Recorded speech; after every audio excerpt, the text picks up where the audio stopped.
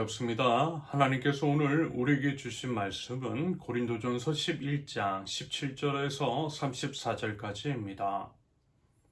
다음에 지시하려는 일에 대해서는 나는 여러분을 칭찬할 수 없습니다. 그것은 여러분이 모여서 하는 일이 유익이 되기보다는 오히려 해가 되기 때문입니다. 첫째로, 여러분이 교회에 모일 때에 여러분 가운데 분열이 있다는 말이 들리는데 그것이 어느 정도는 사실이라고 믿습니다. 하기야 여러분 가운데서 바르게 사는 사람들이 환히 드러나려면 여러분 가운데 파당도 있어야 할 것입니다. 그렇지만 여러분이 분열되어 있으니 여러분이 한자리에 모여서 먹어도 그것은 주님의 만찬을 먹는 것이 아닙니다. 먹을 때에 사람마다 제가끔 자기 저녁을 먼저 먹으므로 어떤 사람은 배가 고프고 어떤 사람은 술에 취합니다. 여러분에게 먹고 마실 집이 없습니까? 그렇지 않으면 여러분이 하나님의 교회를 멸시하고 가난한 사람들을 부끄럽게 하려는 것입니까? 내가 여러분에게 무슨 말을 해야 하겠습니까? 여러분을 칭찬해야 하겠습니까? 이 점에서는 칭찬할 수 없습니다. 내가 여러분에게 전해준 것은 주님으로부터 전해받은 것입니다. 곧 주 예수께서 잡히시던 밤에 빵을 들어서 감사를 드리신 다음에 떼시고 말씀하셨습니다. 이것은 너희를 위하는 내 몸이다. 이것을 행하여 나를 기억하여라. 식후에 잔도 이와 같이 하시고서 말씀하셨습니다. 이 잔은 내 피로 세운 새 언약이다.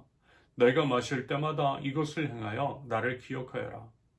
그러므로 여러분이 이 빵을 먹고 이 잔을 마실 때마다 주님의 죽으심을 그가 오실 때까지 선포하는 것입니다. 그러므로 누구든지 합당하지 않게 주님의 빵을 먹거나 주님의 잔을 마시는 사람은 주님의 몸과 피를 범하는 죄를 짓는 것입니다. 그러니 각 사람은 자기를 살펴야 합니다. 그런 다음에 그 빵을 먹고 그 잔을 마셔야 합니다. 몸을 분별함이 없이 먹고 마시는 사람은 자기에게 내릴 심판을 먹고 마시는 것입니다. 이 때문에 여러분 가운데는 몸이 약한 사람과 병든 사람이 많고 죽은 사람도 적지 않습니다. 우리가 스스로 살피면 심판을 받지 않을 것입니다. 그런데 주님께서 우리를 심판하시고 징계하시는 것은 우리가 세상과 함께 정죄를 받지 않게 하시려는 것입니다. 그러므로 나의 형제자매 여러분, 여러분이 먹으려고 모일 때에는 서로 기다리십시오. 배가 고픈 사람은 집에서 먹어야 할 것입니다. 그것은 여러분이 모이는 일로 심판받는 일이 없도록 하려는 것입니다. 그 밖에 남은 문제들은 내가 가서 바로잡겠습니다. 아멘. 첫째, 분열된 식탁은 주님의 만찬이 아니다. 17절에서 22절까지. 당시 이제 고린도 교회는 성도들이 각자 음식을 가져와 함께 나눠 먹고요. 그 식사 안에서 주님의 만찬을 거행했습니다. 그런데요, 문제가 하나 생겼어요. 부유층 성도들은 일찍 도착을 해서 자기들끼리 먼저 먹기 시작했던 것이고요. 노예나 가난한 성도들은 늦게 오는 바람에 남은 것도 없는 식탁 앞에 서야만 했던 거죠. 결국 그들은 모두 한 공간에 있긴 했지만 식탁은 이미 두 개로 나누어져 있었던 겁니다. 이에 대해서요, 사도 바울은 분노해요. 21절과 22절. 먹을 때에 사람마다 제각각 자기 저녁을 먼저 먹으므로 어떤 사람은 배가 고프고 어떤 사람은 술에 취합니다. 여러분에게 먹고 마실 집이 없습니까? 그렇지 않으면 여러분이 하나님의 교회를 멸시하고 가난한 사람들을 부끄럽게 하려는 것입니까? 내가 여러분에게 무슨 말을 해야 하겠습니까? 여러분을 칭찬해야 하겠습니까? 이 점에서는 칭찬할 수 없습니다. 주님의 만찬이라는 것은요, 여러분 그저 형식적인 종교적인 의례가 아니잖아요. 오히려 그것은 그리스도의 몸된 공동체가 하나임을 선포하는 행위입니다. 그러므로 누군가가 소외되거나 부끄러움을 당하는 순간 여러분 그것은 이미 주님의 만찬이라 할 수 없는 거예요. 말하자면 이와 같은 맥락에서 사도 바울이 분노했던 거죠. 여러분 우리 꼭 기억하면 좋겠습니다. 주님의 만찬은 사회적인 계층마저도 무너뜨리는 자리라는 것을 말입니다. 노예도 자유인도 유대인도 그리스도인도 우리 주님의 식탁 앞에서는 모두가 동등하다라는 거예요.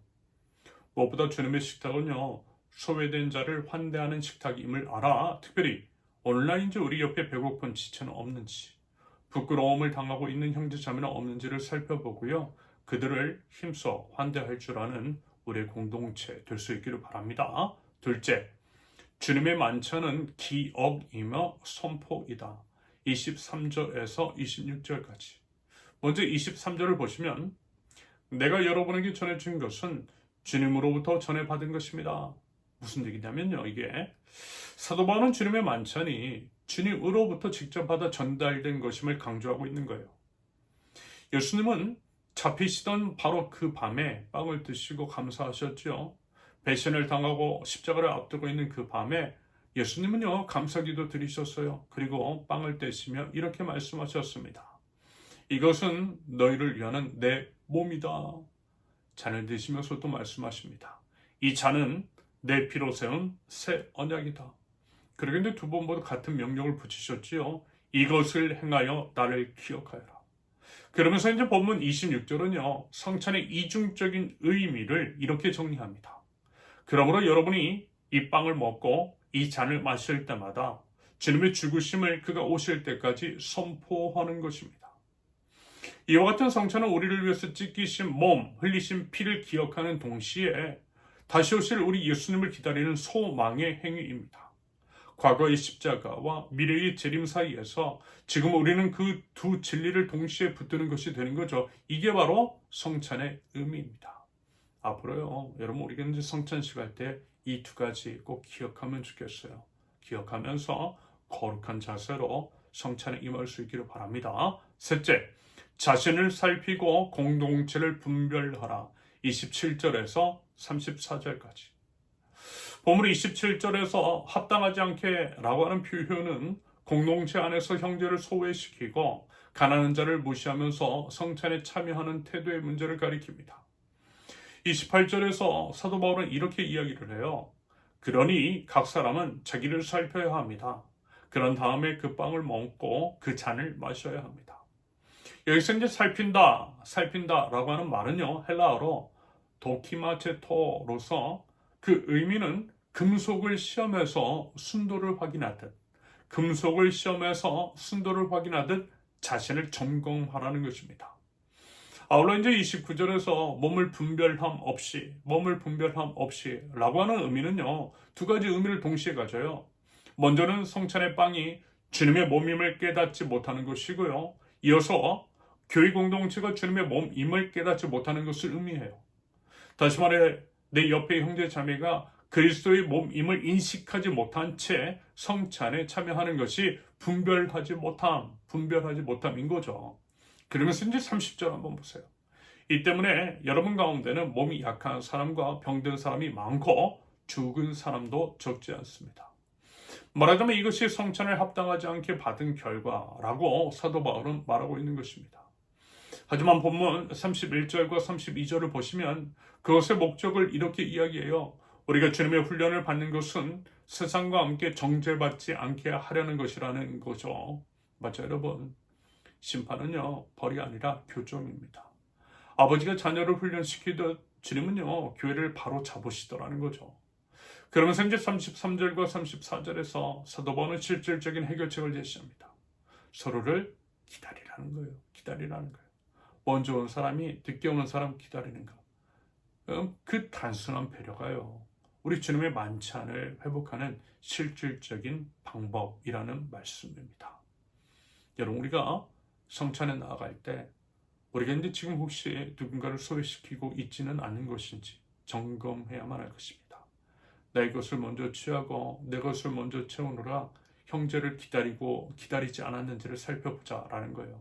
그게 바로 성찬의 본질적인 의미를 아는 성도의 마땅한 자세인 줄로 믿습니다. 부디 약한 자를 기억하고 배려함으로써 우리 주님께서 명령하신 거룩한 성찬에 합당하게 참여하며 모두가 하나 되는 성찬을 이뤄나가는 저와 여러분들 모두 되실 수 있기를 예수님의 이름으로 축원합니다. 함께 기도합니다.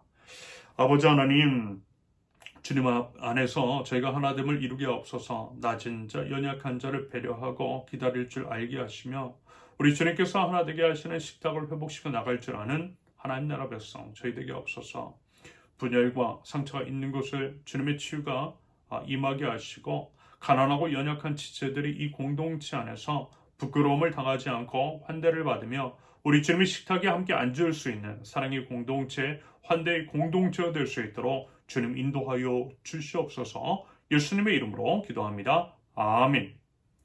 하나님께서 오늘 우리에게 주신 말씀과 각자의 기도 제목을 놓고 우리 잠시 기도합니다.